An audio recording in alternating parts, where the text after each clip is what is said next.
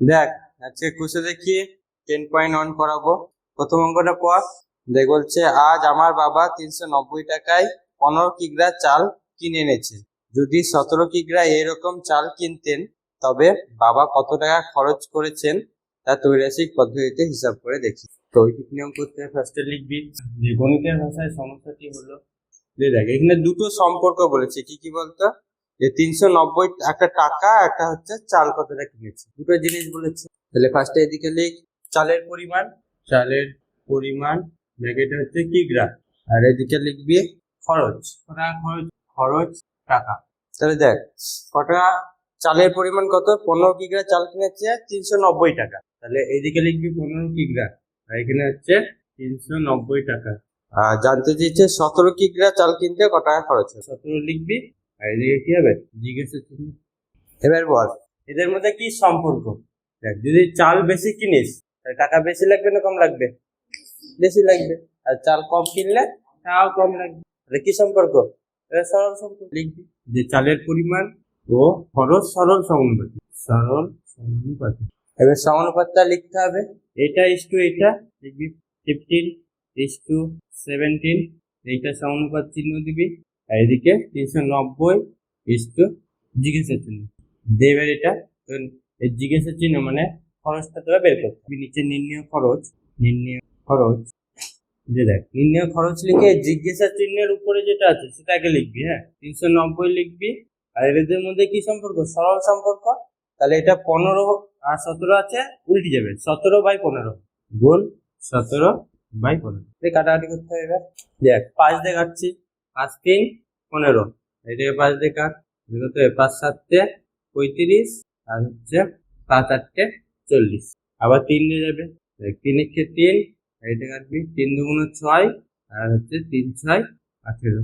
এই 26 আর 17 থাকলো, এই দুটোর গুণ করবি, গুণ কর 26 গুণ 17 কত হবে, 42, 4 হাত থাকলো 7 গুণ 14 আর 4 18, এখানে 26 1 26 যোগ করবি 2 4 আর হচ্ছে 3 4, 442 এত টাকা।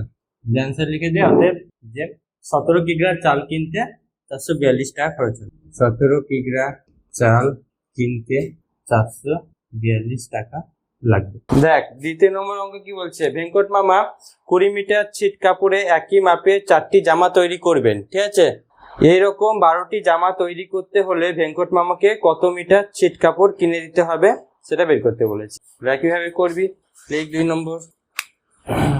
তাহলে লিখবি ফার্স্টে গণিতের ভাষায় সমস্যাটি হলো, গণিতের ভাষায় সমস্যাটি হলো। দেখ কি কি বলেছে, একটা হচ্ছে ছিট কাপড় আর একটা হচ্ছে জামা, কটা জামা তৈরি করতে হবে, ছিট কাপড় দিয়ে কটা জামা তুই তৈরি করতে হবে এটা জানতে চাই। তাহলে এদিকে লিখবি জামার সংখ্যা, ঠিক জামার সংখ্যা ব্র্যাকেটে হচ্ছে টি, আর এদিকে লিখবি কাপড়ের পরিমাণ, কাপড় আছে সেটা, কাপড়ের পরিমাণ ব্র্যাকেটে মিটার লিখবি।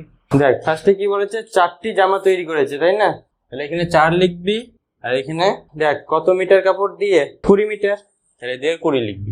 তারপরে কি বলেছে দেখ 12টি জামা তৈরি করতে কাপড়ের পরিমাণ কত সেটা জানতে চেয়েছি। আচ্ছা বল এবারে সম্পর্ক কি হবে, যদি বেশি জামা বানাতে চাস কাপড় বেশি লাগবে না কম লাগবে, বেশি লাগবে, তাহলে সরল সম্পর্ক।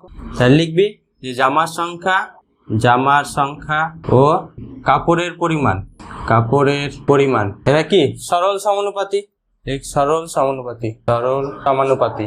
তাহলে এবার সমানুপাতটা লিখবি। হ্যাঁ সমানুপাতটা কি হবে 4:4:12, আর এখানে সমানুপাত 20 জিজ্ঞাসা চিহ্ন। ঠিক আছে, তাহলে এবার লিখবি নির্ণয় কাপড়ের পরিমাণ, লিখ নির্ণয় কাপড়ের পরিমাণ। ফার্স্টে কি করবি দেখ যেখানে জিজ্ঞাসা চিহ্ন আছে তার উপরেরটা লিখবি, কত আছে উপরেরটা 20, ফার্স্টে 20টা লিখবি। আর সরল সম্পর্ক হলে এখানে 4 আর 12 আছে, উল্টে যাবে 12/4 লিখবি, পরেরটা আগে লিখবি উপরে আর 4টাকে নিচে লিখবি। বুঝতে পেরেছিস, এবার কাটাকাটি করে 4 দিয়ে কেটে যাবে, 4 5 20, তাহলে 5 12 গুণ করে দিতে হবে, 5 12 কত 60, ঠিক আছে 5 12 60, তার মানে 60 মিটার কাপড় লাগবে। হাতে 12টি জামা তৈরি করতে 60 মিটার কাপড় লাগবে। আচ্ছা দেখ বলছে বকুলতলা গ্রামে একটি পুকুর কাটতে 30 জন লোকের 15 দিন সময় লাগে।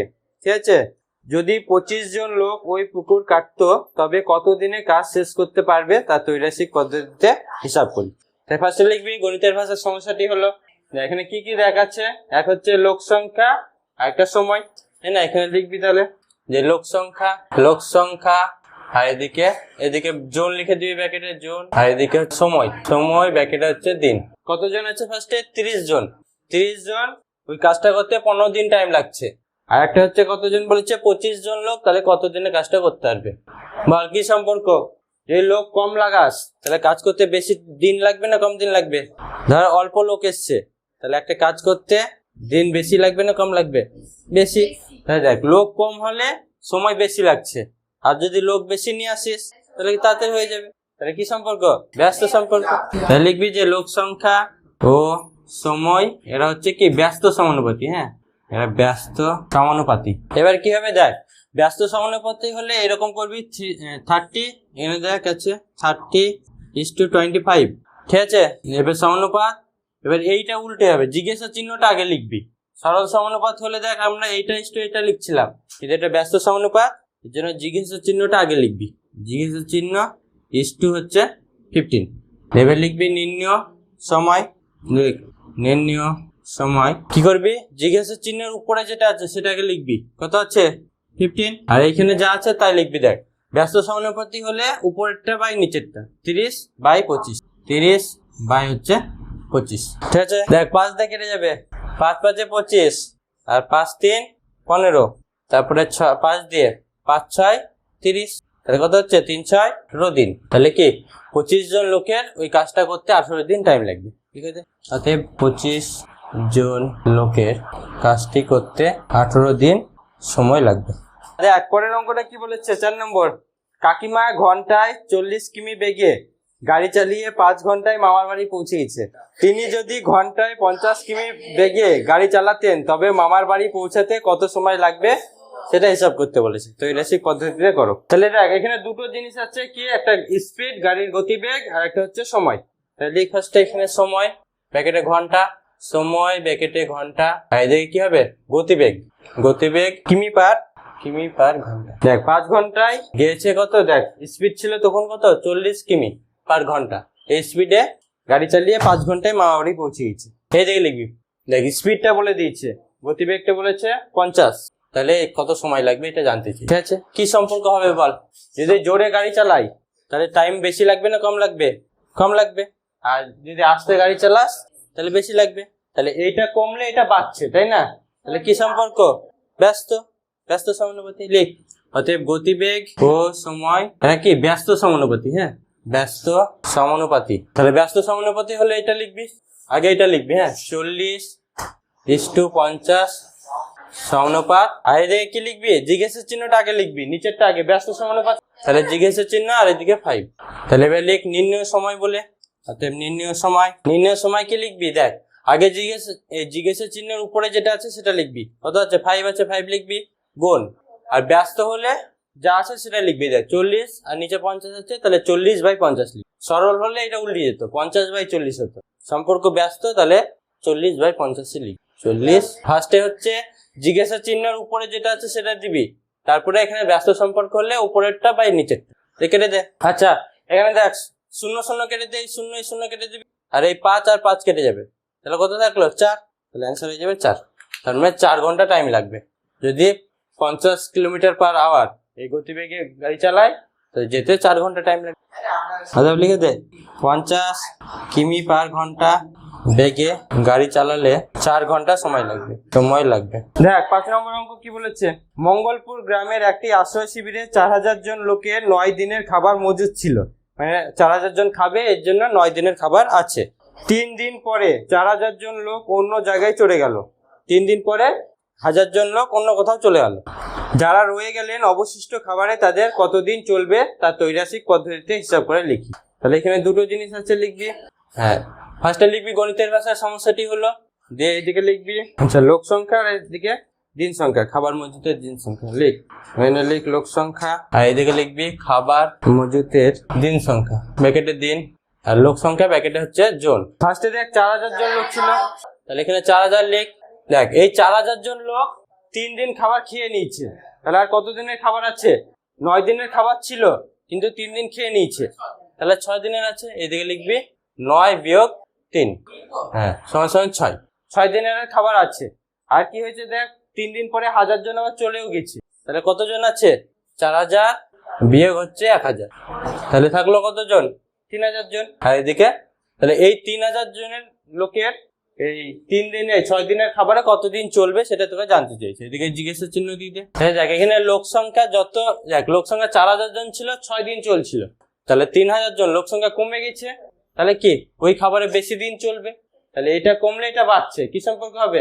ব্যস্ত সম্পর্ক। ঠিক আছে, এই লোক সংখ্যা সবসময় মাথায় রাখবি, লোক সংখ্যা দিন সংখ্যা সময় এদের মধ্যে সবসময় ব্যস্ত সম্পর্ক, জন আর দিন, লোক সংখ্যা ও দিন, দিন সংখ্যা ব্যস্ত সমানুপাতি, এরা ব্যস্ত সমানুপাতি।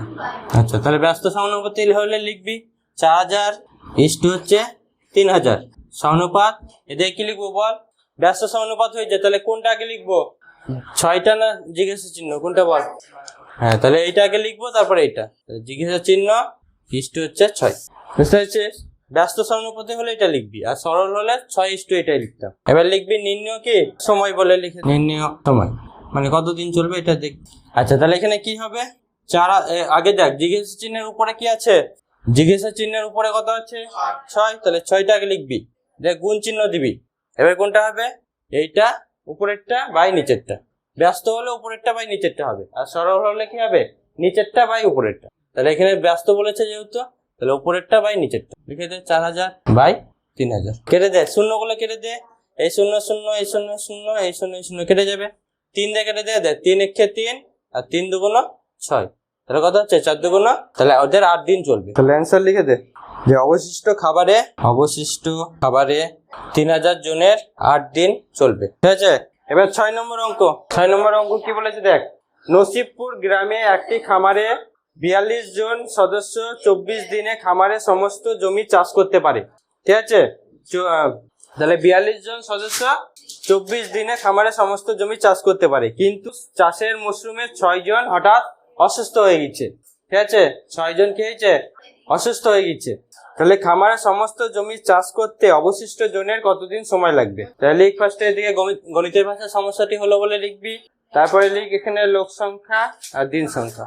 তাহলে লোক সংখ্যা আর এদিকে সময় ব্র্যাকেটে লিখবি দিন, লোক সংখ্যা ব্র্যাকেটে কি জন। আচ্ছা ফার্স্টে কতজন ছিল? 42 জন ছিল, তাহলে এখানে 42 লিখবি। 42 জন লোক জমিটা চাষ করেছে কত দিনে? দেখ বলেছে 42 জন লোক 24 দিনে চাষ করেছে, তাহলে এখানে 24 লিখবি। তারপরে কি হয়েছে? 6 জন অসুস্থ হয়ে গেছে, তাহলে কমে গেল, ওরা তো অসুস্থ হলে আর চাষ করতে পারবে না, তাহলে 42 বিয়োগ 6 হয়ে যাবে, তাহলে কত হবে?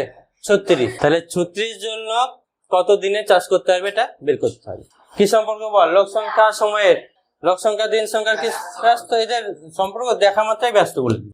লিখে দিবি লোক সংখ্যা ও সময় এরা কি ব্যস্ত সমানুপাতিক, ব্যস্ত সমানুপাতিক। তাহলে ব্যস্ত সমানুপাতিক হলে কি হবে? 42:36, 42:36, তারপরে সমানুপাত এই জিজ্ঞাসা চিহ্ন *24, তাহলে জিজ্ঞাসা চিহ্ন হচ্ছে 24। এবার লিখবি কি নির্ণয় সময় বলে লিখ, নির্ণয় সময় কি লিখবো বল?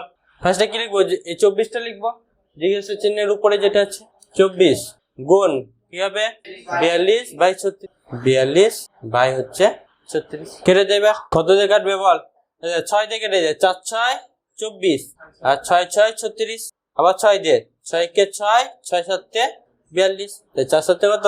28, তাহলে লিখে দে 28 সমান হচ্ছে 28 দিন। তাহলে লিখে দে অতএব 36 জনকে চাষ করতে 28 দিন সময় লাগবে, 28 দিন সময় লাগবে। 7টা দেখ কি বলেছে, একটি কারখানায় 1000টি যন্ত্রাংশ তৈরি করতে 16টি মেশিনে 27 দিন সময় লাগে। ঠিক আছে, 1000টা যন্ত্র তৈরি করবে, তো 16টা মেশিনে 27 দিন টাইম লাগবে। যদি ওই কারখানায় আরো 2টো মেশিন বসানো হয়েছে, আরো 2টো বসানো হয়, তাহলে একই সংখ্যক যন্ত্রাংশ তৈরি করতে কতদিন সময় লাগবে? মানে ওই 1000টাই যন্ত্র তৈরি করবে ধর, তাহলে কতদিন টাইম লাগবে বের করতে বলেছে। লিখ মেশিন সংখ্যা আর এদিকে সময়। ফার্স্টে লিখবি গণিতের ভাষার সমস্যাটি হলো, তারপর লিখবি মেশিনের সংখ্যা আর এদিকে লিখবি কি সময়। আচ্ছা মেশিনের সংখ্যা ব্র্যাকেটে টি লিখবি, আর সময় এটা কি বলেছে? দিন। যখনই দেখবি সংখ্যা আছে আর এদিকে দিন আছে, তখনই ব্যস্ত সংখ্যা, মানে বেশি মেশিন লাগালে তাতে তৈরি হয়ে যাবে যন্ত্রাংশ, তাই না? দেখ ফার্স্টে 16টা মেশিন ছিল, টাইম কতদিন লাগছিল? 27 দিন। ঠিক আছে, তারপরে দেখ কত বলেছে, আরো দুটো মেশিন বসানো হয়েছে, মানে 16 + 2 আরো দুটো বসিয়েছি, তাহলে 18টা মেশিন কতদিন টাইম লাগবে জানতে চাইছি। তাহলে কি সম্পর্ক বল, লিখ মেশিনের সংখ্যা, যত বেশি মেশিন বসাবি তত কম টাইম লাগবে যন্ত্র বানাতে, তাই না? তাহলে ব্যস্ত সম্পর্ক, এটা কমালে এটা বাড়বে, এটা যদি বাড়াস তাহলে এটা কমবে। তাহলে মেশিনের সংখ্যা ও সময় ব্যস্ত সম্পর্ক, ব্যস্ত সমানুপাতি, লিখ ব্যস্ত সমানুপাতি। আচ্ছা, তাহলে এখানে কি হবে, 16:18, তারপর বল সমানুপাত, জিজ্ঞাসা চিহ্ন ইস্টু 27। তাহলে এবার কি লিখবি, নির্ণয় সময় বলে লিখে দে, নির্ণয় সময়, নির্ণয় সময় বল, নির্ণয় সময় কি লিখবো, 27 ইন্টু কত লিখবো, 16/18, 16/18 কাটাকাটি করতে। আচ্ছা, 18 আর 27 9 দিয়ে কেটে দে, 9 2 18, 3 9 27, 2 দিয়ে 16কে কেটে দে, 8 2 16, তাহলে 3 8 24, এটা অ্যান্সার হয়ে গেল। তাহলে লিখে দে, অতএব 18টি মেশিনে 1000টি যন্ত্রাংশ তৈরি করতে 24 দিন সময় লাগবে। ব্যাস, এই কটাই করবি তাহলেই হবে, এই চ্যাপ্টার থেকে এই কটা করলেই মোটামুটি হয়ে যাবে।